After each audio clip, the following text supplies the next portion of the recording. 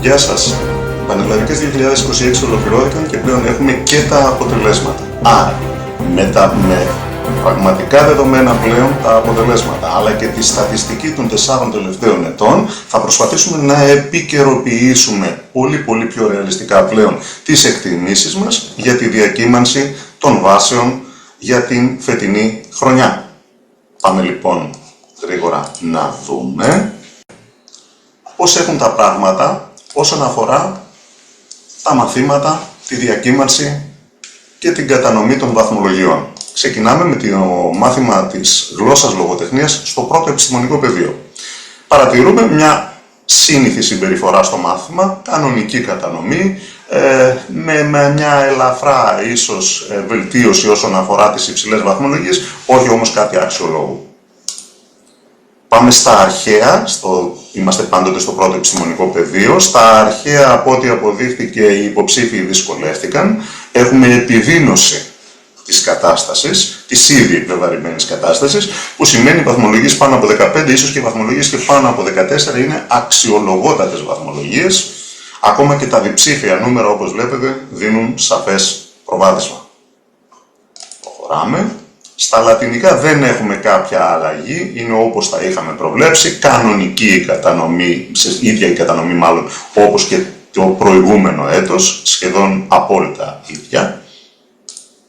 Και στην ιστορία η κατάσταση επίσης δεν άλλαξε, παραμένει το ίδιο δύσκολο και απαιτητικό μάθημα, περισσότεροι από τους μισούς υποψηφίους, 52, 53, 52% έχει γράψει κάτω από τη βάση, αλλά και στις υψηλές βαθμολογίες βλέπουμε ότι το μάθημα παρέμεινε πολύ απαιτητικό και δύσκολο για τους υποψηφίους του πρώτου επιστημονικού πεδίου. Με αυτά τα δεδομένα λοιπόν τι έχουμε? Γλώσσα τα ίδια, λατινικά τα ίδια, αρχαία επιδείνωση. Ιστορία θα πούμε τα ίδια, αλλά το ίδιο κακά όπως και τα προηγούμενα έτη. Επομένως, στο πρώτο επιστημονικό πεδίο οι εκτιμήσεις θα πρέπει να είναι ότι είναι ελαφρά πτωτικές παντού. Όσο πτωτικές μπορεί να τις περιμένει κανείς, ίσως και 100 και 150 και 200 μόρια στις υψηλόβαθμες θα μπορούσε κανείς να τα δει προς τα κάτω, αλλά και γενικότερα συγκρατημένα και κοιτώντας προς τα κάτω θα κινηθούν κατά κανόνα η πλειονότητα των σχολών του πρώτου επιστημονικού πεδίου. Πάμε στο δεύτερο. Δεύτερο επιστημονικό πεδίο, γλώσσα λογοτεχνία, την ίδια κανονικότητα, ανεπαίσθητες οι αλλαγές, ή ίσως λίγο καλύτερα, ελαφρά καλύτερα σε σχέση με πέρυσι, όχι κάτι αξιολόγου. Μαθηματικά έχουμε εδώ μεγάλη έκπληξη, διπλασιασμό των αρίστων. Αυτό, όπως βλέπετε, ακολουθεί και στις χαμηλότερες σχετικά βαθμολογίες, δηλαδή τις βαθμολογίες γενικά πάνω από 15 έχουμε έξαρση, άρα έχουμε σαφώς βελτιωμένη εικόνα και βλέπετε και τον περιορισμό κάτω από τη βάση. Η κίτρινη μπάρα εδώ, η τελευταία μπάρα, είναι η μπάρα των μαθηματικών. Πάμε στην χημεία, στο δεύτερο επιστημονικό πεδίο. Κανονική κατανομή, ίδια με τα προηγούμενα έτη, δεν βλέπω κάτι άξιο λόγου που θα επηρεάσει σοβαρά τη διακύμανση των βάσεων από τη χημεία. Και ερχόμαστε στη φυσική, όπου είναι πάνω από ξεκάθαρο, πάνω από ορατό, ότι έχουμε μια πραγματικά εκτείναξη στη ζώνη του άριστα, ακόμα και του απόλυτου άριστα. Σε όλες όμως τις βαθμολογίες, ακόμα και στο κάτω από τη βάση, είναι αισθητό πόσο δύναμη έχουν τα παιδιά μας του δεύτερου επιστημονικού πεδίου και την απέδειξαν με το που τέλος πάντων τους αντιμετώπισαν με κανονικά θέματα, δείχνουν πόσο δυνατά προετοιμασμένα είναι τα παιδιά μας.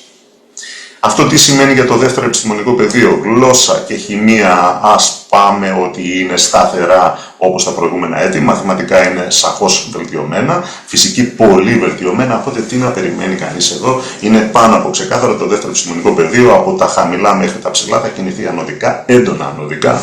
Το πόσο έντονα μπορεί να δούμε και 300 και 400 και 500 μόρια, ενδεχομένως, ακόμα και στις υψηλόβαθμες σχολές, θα πρέπει να το περιμένουμε. Είναι σίγουρο ότι το δεύτερο επιστημονικό πεδίο πήρε την ανηφορά. Πάμε στο τρίτο επιστημονικό πεδίο, το υγείας, και εδώ βλέπουμε την κανονικότητα της κατανομή της γλώσσας χωρίς σοβαρές διακυμάνσεις, ελαφρώς καλύτερα, πάντως βαθμοί πάνω από 17 σίγουρα ήταν, είναι και παραμένουν ουσιαστικά άριστα για αυτό το μάθημα. Οπότε πάμε κατευθείαν στη βιολογία, όπου στη βιολογία έχουμε σαφή πτώση σε όλες τις βαθμολογίες πάνω από 15, εντυπωσιακή πτώση θα λέγαμε στις βαθμολογίες πάνω από 15, από τις χαμηλότερες των τελευταίων ετών. Σε αυτή τη λογική, αλλά πιο μετριασμένα, κινείται και η χημεία στο τρίτο επιστημονικό πεδίο, σε αντίθεση με το δεύτερο που ήταν σχετικά σταθεροποιημένα τα πράγματα. Εδώ βλέπουμε ότι οι υποψήφοι του τρίτου ίσως δυσκολεύτηκαν κάπως παραπάνω. Άρα έχουμε βιολογία προς τα κάτω έντονα, χημεία μια μικρή αποκλιμάκωση, αλλά έρχεται ο σύμφωνας που λέγεται φυσική και εδώ πραγματικά να αντισταθμίσει όλη αυτή την πτώση από τη βιολογία και τη χημεία. Ίσως όχι απλά να αντισταθμίσει. Εάν βάλουμε βέβαια στην εξίσωση το ότι οι περισσότερες σχολές του τρίτου επιστημονικού πεδίου θα έχουν υψηλότερους συντελεστές στα μαθήματα της βαρύτητας, στα μαθήματα βιολογίας και χημείας, αυτό ίσως να φέρει μια κάποια εξισορρόπηση. Ας το δούμε όμως όλο μαζί. Γλώσσα σταθερά, χημεία λίγο πτωτικά, βιολογία έντονα πτωτικά, φυσική εντονότατα ανωδικά. Όλο αυτό θα φέρει ισορροπία. Εγώ θα τολμήσω να πω πως ναι, θα φέρει μια ισορροπία με ελαφρές αναταράξεις. Εάν γίνουν αναταράξεις, ίσως να γίνουν προς τη θετική πλευρά των πραγμάτων. Γενικά ισορροπημένα θα πάει το τρίτο, πάντως ελαφρώς ανωδικά σε κάποιες περιπτώσεις. Και πάμε στο τέταρτο, όπου στο τέταρτο επιστημονικό πεδίο η γλώσσα λογοτεχνία μία από τα ίδια, όπως πάντοτε, με πάντοτε μετακίνηση του μέσου όρου λίγο πιο κάτω, 1 ίσως και 2 βαθμούς πιο κάτω από τα υπόλοιπα επιστημονικά πεδία. Μαθηματικά, παρά το γεγονός ότι τα θέματα ήταν ευκολότερα και όντως επιβεβαιωθήκαμε στην αποκλιμάκωση, η αποκλιμάκωση αυτή περιορίστηκε στα πρώτα διψήφια νούμερα 10, 11, 12, 13. Άντε 14. Σίγουρα πάνω από 15 το αντίκτυπο είναι πρακτικά αμεληταίο. Επομένως, ναι μεν τα μαθηματικά έδωσαν μια εξισορρόπηση, αλλά μέχρι ενός ορίου, μέχρι το 14, μέχρι το 15. Μετά το 15 πρακτικά δεν έχουν κερδίσει τίποτα, δεν θα επηρεάσει σοβαρά, τουλάχιστον τις υψηλόβαθμες σχολές.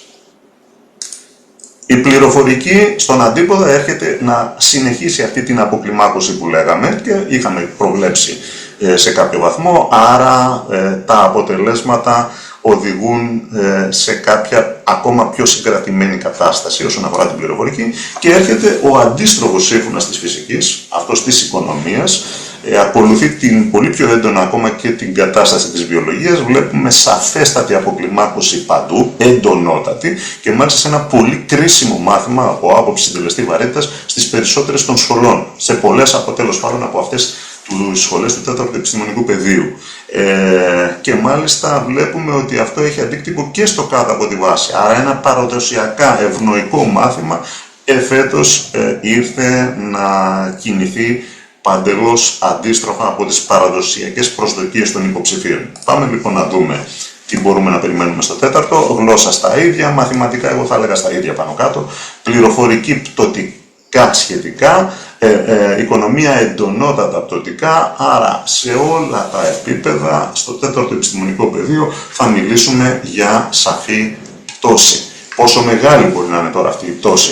Θα μπορούσε να ξεκινήσει από 100 μόρια, 150 μόρια σε σχολές τύπου Διοικητική Επιστήμη και Τεχνολογία στο Οικονομικό Πανεπιστήμιο Αθηνών και να φτάσει και τα 200 και τα 300 και τα 500 σε παραδοσιακά δυνατές σχολές πάνω από 15 και 16.000 μόρια. Και αυτού του είδους τη λογική θα πρέπει να την έχουμε και να την προσδοκούμε και στις υπόλοιπες σχολές αυτού του επιστημονικού πεδίου. Έντονα πτωτικά λοιπόν το τέταρτο. Η δουλειά μας δεν τελείωσε και τα παιδιά και οι γονείς και οι οικογένειες και οι καθηγητές είμαστε πλέον σε αναμονή του ανοίγματος του μηχανογραφικού. Οι διεργασίες όμως πλέον ήδη μπορούν να ξεκινήσουν. Κάθε μαθητής έχει τώρα την πιο κρίσιμη φάση της προετοιμασίας για την τριτοβάθμια εκπαίδευση, που είναι η έξυπνη, σωστή και πολύ προσεκτική και με ψυχραιμία συμπλήρωση του μηχανογραφικού. Ραντεβού λοιπόν παιδιά στα μηχανογραφικά.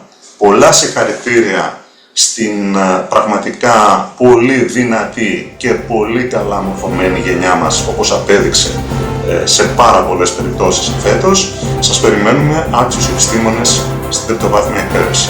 Ραντεβού στα μηχανογραφικά. Γεια σας.